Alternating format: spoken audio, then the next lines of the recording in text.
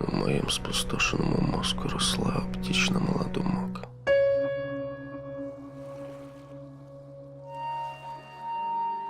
І раніше вона парила поза мною, в той час, як в глибині поволі проступало відчуття. Напевно, усвідомлення тих сил, що кермували мною весь той день.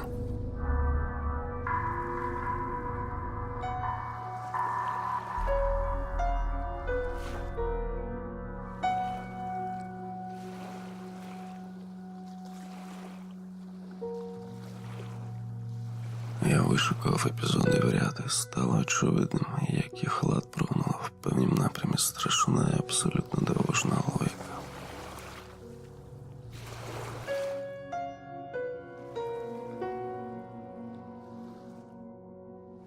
Я линув ланцюжком подій, і врешті-решт вітраж, сформований фрагментами розколотої досвідом реальності, засяяв образами зрозумілих смислів.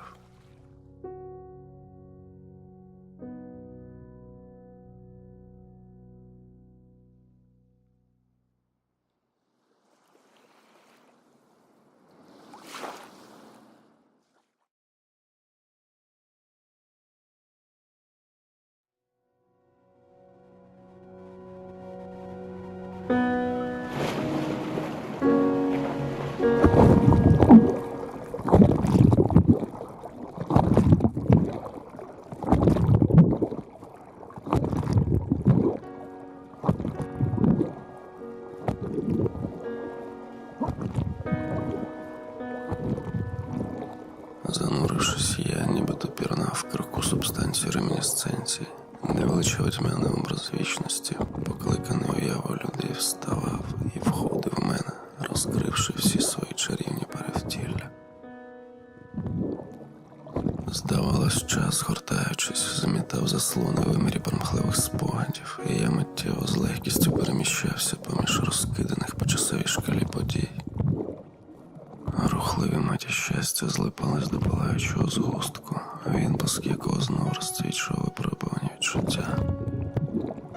І варто лиш було утвердитися в цій тотожності, як час ставав вибагливою грою творчої уяви, в якій примхливе сьогодення продавлювалося в сприйнятті крізь димний серпантин минулого.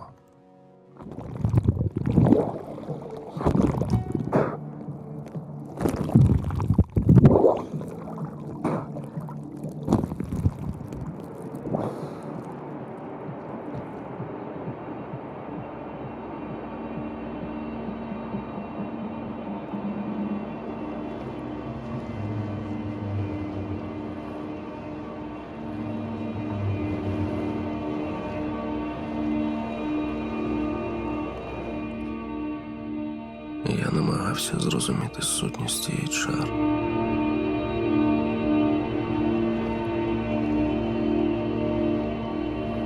Всякчас, коли як інколи здавалося, я зміг нарешті виділити в натовпі або на сяючій обкладинці ту ілюзорну суму рис, що ластить погляд і, напевно, продукує чари. Природа їх все рівно зберігала таємницю. Так, нібито краса була світлішою за свій об'єкт, яким би ясно він не був, і одного його не вистачало, щоб осяяти світлом її суть.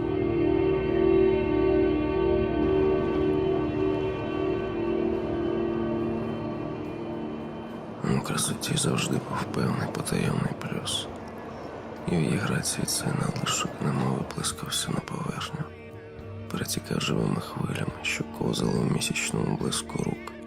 Волого сяєво підсвічені ліхтарним світлом по волоці, що плинуло вслід її тепло. Здавалося, красу творили неспокусливі пропорції, сяєво, що пронизувало їх.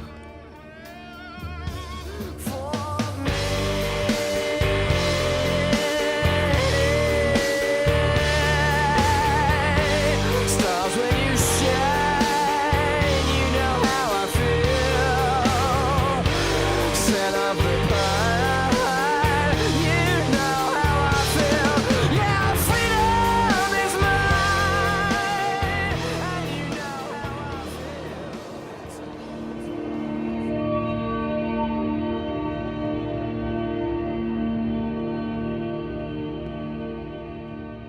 тому, мабуть, сумна краса і блідна, що світло в неї входить звідкілясь.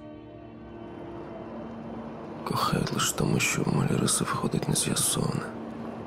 Той дивовижний відблиск, що перетворює об'єкт бажання по-справжньому коханий, без котрого прекрасний образ лиш мягка примара, міраж інертних розігрітих газів, хоч благородних та позбавлених смаку, чарівності і кольорів.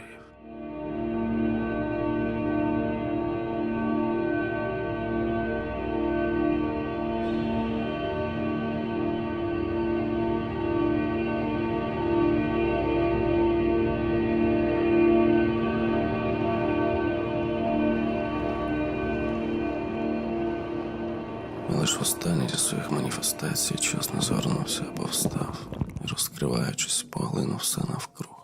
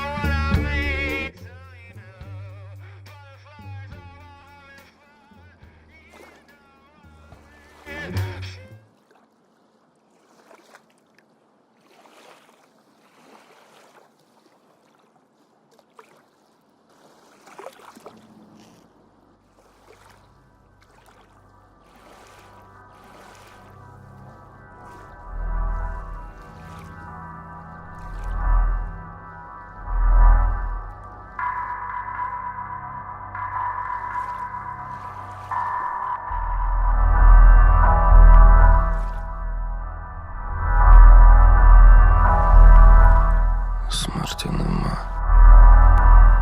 Нема також і сумніву у тому факті, що не лише випадку затопленим, але й в момент, що передує будь-якому виду смерті, у неймовірнім темпі перебігає прожите життя.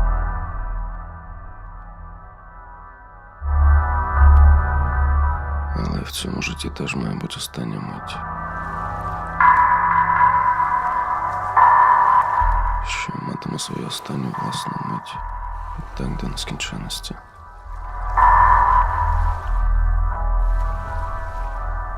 Смерть – вічність, і відповідно до теорії границь до неї, як і, на жаль, до тебе, можливо тільки наближатись і